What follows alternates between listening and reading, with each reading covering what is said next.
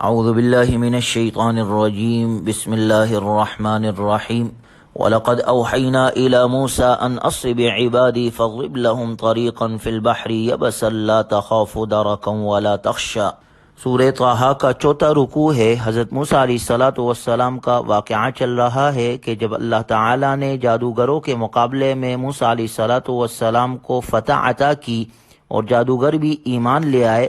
حضرت موسیٰ علیہ السلام کچھ عرصہ مصر میں رہے۔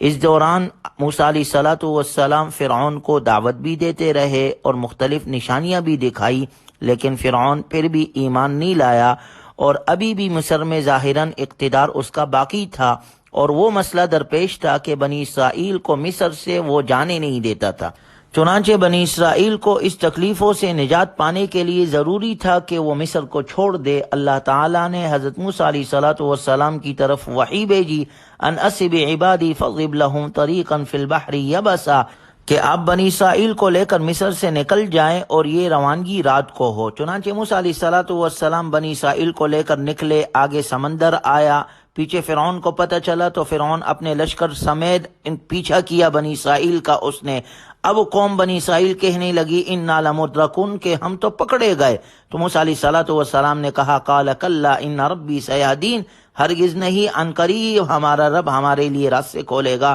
اللہ نے حکم دیا ان اضرب بعصاک البحر، کہ آپ اپنی لاٹھی سمندر پر مارے، تو 12 راستے اللہ نے بنی اسرائیل کے لیے بنا دیے۔ اس طرح بنی اسرائیل مصر سے نکل کر فلسطین کی طرف چلے گئے اور سمندر پار کر گئے، اور فرعون بھی جب آیا سمندر تک پہنچا، جب بیچ سمندر میں آیا اللہ نے حکم دیا، سمندر مل گیا۔ اس طرح فرعون اپنے لشکر سمیت غرق ہو گیا۔ اور اس وقت فرعون کہنے لگا قال آمنت انہ لا الہ الا الذی آمنت بہ بنو اسرائیل وانا من المسلمین، کہنے لگا میں ایمان لاتا ہوں اس پر جس پر بنو اسرائیل ایمان لائے، اور میں فرمانبرداروں میں شامل ہوتا ہوں۔ اللہ کی طرف سے جواب آیا الآن وقد عصیت قبل وکنت من المفسدین، ابھی ایمان لاتا ہے حالانکہ اس سے پہلے تو نافرمانی کرتا رہا اور مسلسل فساد ہی مچاتا رہا۔ فَالْيَوْمَ نُنَجِّئْكَ بِبَدَنِكَ لِتَكُونَ لِمَنْ خَلْفَكَ آیَةً، آج ہم تیری جسم کو بچائیں گے تاکہ تو اپنے بعد کے لوگوں کے لیے عبرت کا نشانہ بن جائے۔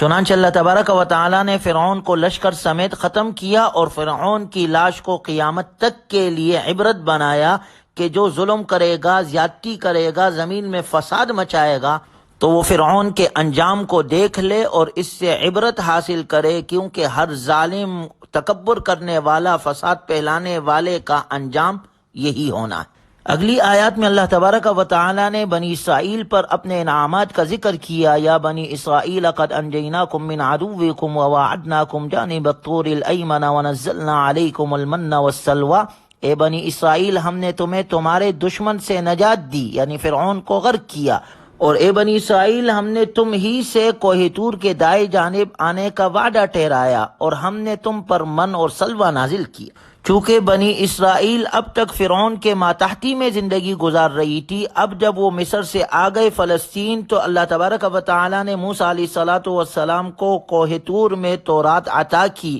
اور اللہ نے فرمایا یہ تورات تمہارے نفع کے لیے تھی، اس لیے یہ وعدہ موسیٰ علیہ السلام سے بھی تھا اور بنی اسرائیل سے بھی۔ چنانچہ صحرائے سینا میں قیام کے دوران اللہ تعالیٰ نے حضرت موسیٰ علیہ السلام کو کوہ طور پر بلایا تھا تاکہ وہاں 40 دن تک اعتکاف کرے تو انہیں تورات عطا کی جائے گی۔ شروع میں بنی اسرائیل کے کچھ منتخب لوگوں کے بارے میں یہ طے ہوا تھا کہ وہ بھی آپ کے ساتھ جائیں گے، لیکن حضرت موسیٰ علیہ السلام جلدی روانہ ہو گئے اور ان کا خیال یہ تھا کہ باقی ساتھی بھی پیچھے آ رہے ہوں گے، لیکن وہ لوگ نہیں آئے۔ وَمَا أَعْجَلَكَ عَنْ قَوْمِكَ يَا مُوسَىٰ، اور جب موسیٰ علیہ السلام کوہ طور پر اپنے لوگوں سے پہلے چلے آئے تو اللہ تعالیٰ نے ان سے کہا کہ اے موسیٰ تم اپنی قوم سے پہلے جلدی کیوں آ گئے؟ موسیٰ علیہ السلام نے عرض کیا کہ وہ لوگ میرے پیچھے ہی ہے، اور اے رب وَعَجِلْتُ إِلَيْكَ رَبِّ لِتَرْضَىٰ، اے رب میں آپ کی طرف جلدی آ گیا تاکہ آپ راضی ہو۔ اللہ تعالیٰ نے فرمایا قال فإنا قد فتنا قومك من بعدك وأضلهم السامري، بلا شبہ ہم نے تمہارے بعد تمہاری قوم کو فتنے میں ڈال دیا اور انہیں سامری نے گمراہ کر دیا۔ جب موسیٰ علیہ الصلوۃ والسلام کوہ طور میں تھے تو پیچھے بنی اسرائیل میں ایک واقعہ پیش آیا، وہ یہ کہ بنی اسرائیل جب مصر سے چل رہے تھے اس وقت انہوں نے فرعونیوں سے کچھ زیورات لیے تھے کہ ہم یہ عاریتاً لیتے ہیں پھر آپ کو واپس کر دیں گے، لیکن اب تو چونکہ فرعونی غرق ہو چکے تھے تو بنی اسرائیلیوں کے پاس وہ سونا تھا جو عاریتاً تھا، واپس کرنا تھا، لہٰذا اس کا استعمال ان کے لیے جائز نہیں تھا، یا اگر وہ ان کے لیے مال غنیمت بھی ہو گیا تو اس شریعت میں مال غنیمت کا استعمال بھی جائز نہیں تھا۔ تو بنی اسرائیلیوں نے کہا کہ اب ہم ان زیورات کا کیا کریں، تو سامری نامی ایک شخص نے ان سے وہ زیورات لیے اور وہ سارے زیورات آگ میں ڈال کر پگھلا دیے اور پھر اس سے ایک گائے کے بچڑی کی صورت بنائی اور اس سے ایک قسم کی آواز بھی آنے لگی، تو یہ سامری بنی اسرائیل کو کہنے لگا ھذا الہکم و الہ موسیٰ فنسی،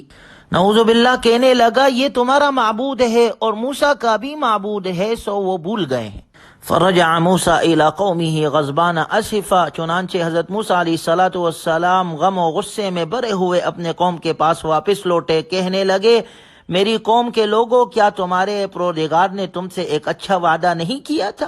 کیا تم پر کوئی بہت لمبی مدت گزر گئی تھی، یا کیا تم چاہتے تھے کہ تم پر اللہ کی طرف سے غضب نازل ہو جائے اور اس وجہ سے تم نے مجھ سے وعدہ خلافی کی؟ قالوا ما اخلفنا موعدك بملكنا ولكننا حملنا اوزارا من زینة القوم فقذفناها فكذلك القى السامری،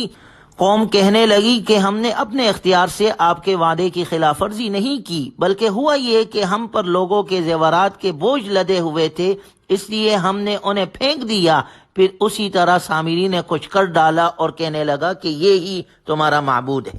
یعنی بچڑے کو بنانے کے بعد اس نے کہا یہی تمہارا معبود ہے۔ موسیٰ علیہ الصلوۃ والسلام نے کہا فَلَا يَرَوْنَ أَلَّا يَرْجِعُ إِلَيْهِمْ قَوْلًا وَلَا يَمْلِكُ لَهُمْ ضَرًّا وَلَا نَفْعًا، کیا بھلا انہیں یہ نظر نہیں آ رہا تھا کہ وہ نہ ان کی بات کا جواب دیتا ہے اور نہ ان کو کوئی نقصان یا نفع پہنچا سکتا ہے؟ یہ کیسے معبود ہو سکتا ہے جو نہ تمہیں نفع دے سکتا ہے نہ نقصان دے سکتا ہے؟ وَلَقَدْ قَالَ لَهُمْ هَارُونُ مِن قَبْلُ يَا قَوْمِ إِنَّمَا فُتِنْتُمْ بِهِ وَإِنَّ رَبَّكُمُ الرَّحْمَنُ فَاتَّبِعُونِي وَأَطِيعُوا أَمْرِي، اور حضرت ہارون علیہ الصلوۃ والسلام نے ان سے پہلے ہی کہا تھا کہ میری قوم کے لوگوں، تم اس بچڑے کی وجہ سے فتنے میں مبتلا ہو گئے ہو اور حقیقت میں تمہارا رب تو رحمان ہے، اس لیے تم میرے پیچھے چلو اور میری بات مانو۔ قوم کہنے لگی جب تک موسیٰ علیہ الصلوۃ والسلام واپس نہ آ جائے ہم تو اسی کی عبادت میں جمے رہیں گے، یعنی ہارون علیہ الصلوۃ والسلام نے بھی انہیں منع کیا تھا لیکن انہوں نے ان کی بات کو نہیں مانا۔ چنانچہ موسیٰ علیہ الصلوۃ والسلام جب واپس آئے تو انہوں نے ہارون علیہ الصلوۃ والسلام سے بھی پوچھا، قال یا ہارون ما منعك اذ رأيتهم ضلوا الا تتبعن، موسیٰ علیہ الصلوۃ والسلام نے واپس آ کر ہارون علیہ الصلوۃ والسلام سے کہا کہ جب تم نے دیکھ لیا تھا کہ یہ لوگ گمراہ ہو گئے ہیں تو تمہیں کس چیز نے روکا تھا کہ تم میرے پیچھے چلے آتے، یعنی مجھے اس بات سے باخبر کرتے؟ تو ہارون علیہ الصلوۃ والسلام نے جواب میں کہا انی خشیت ان تقول فرقت بین بنی اسرائیل ولم ترقب قولی،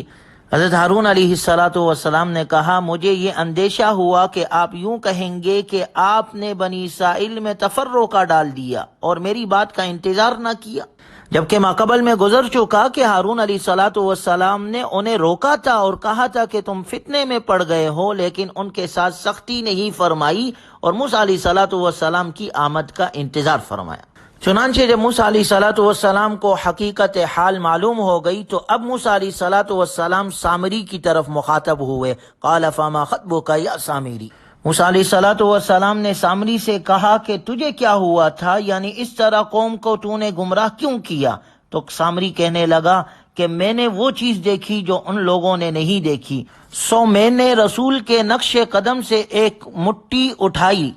اور اسے بچڑے پر ڈال دیا۔ بعض روایات میں آتا ہے کہ حضرت جبرائیل علیہ الصلوۃ والسلام جس گھوڑے پر تھے اس گھوڑے کا پاؤں زمین پر جب لگتا تھا وہ جگہ ہری ہو جاتی تھی، تو اس سامری نے وہی مٹی اپنے پاس رکھی ہوئی تھی، جب بچڑا بنائے تو وہ مٹی اس پر ماری، اس طرح اس بچڑے سے آواز آنے لگی اور کہنے لگا وَكَذَلِكَ سَوَّلَتْ لِي نَفْسِي، یہ سب میرے دل نے مجھے ایسا ہی کرنے کو کہا، یعنی میں نے اپنا نفس اپنا جی خوش کرنے کے لیے یہ کیا۔ موسیٰ علیہ الصلوۃ والسلام نے کہا جا دنیا میں تیری سزا یہ ہے، قال فاذهب فإن لك في الحياة أن تقول لا مساس۔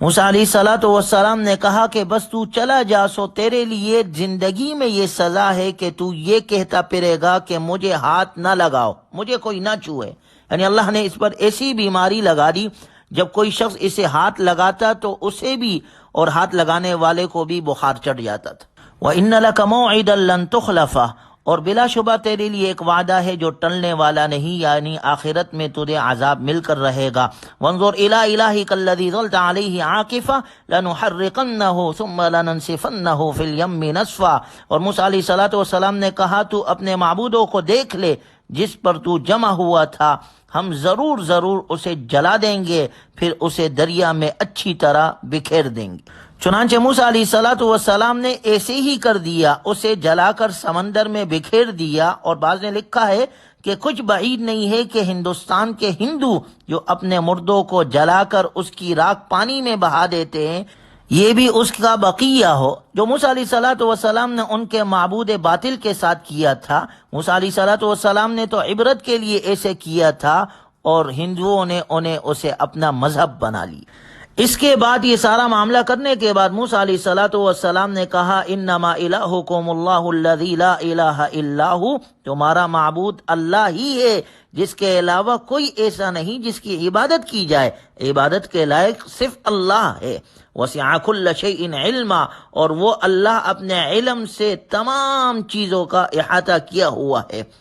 اس میں مشرکین کی تردید ہے کہ وہ جن کی عبادت کرتے ہیں، جن بتوں کو پوجتے ہیں، غیر اللہ کے سامنے سجدہ کرتے ہیں، تو انہیں تو اپنی ذات ہی کا علم نہیں، دوسری مخلوق کا کیا علم ہوگا۔ چنانچہ موسیٰ علیہ الصلوۃ والسلام نے قوم کو اللہ کی عبادت کا حکم دیا، اور ہر نبی نے آنے کے بعد یہی دعوت دی ہے کہ عبادت صرف اللہ کی جائے۔ اللہ تعالی ہمیں اللہ کی عبادت کی توفیق عطا فرمائے، قرآنی تعلیمات پر عمل کرنے والا بنائے، ہر قسم کے بدعات اور رسومات سے اللہ ہماری حفاظت فرمائے۔ وآخر دعوانا ان الحمد للہ رب العالمین۔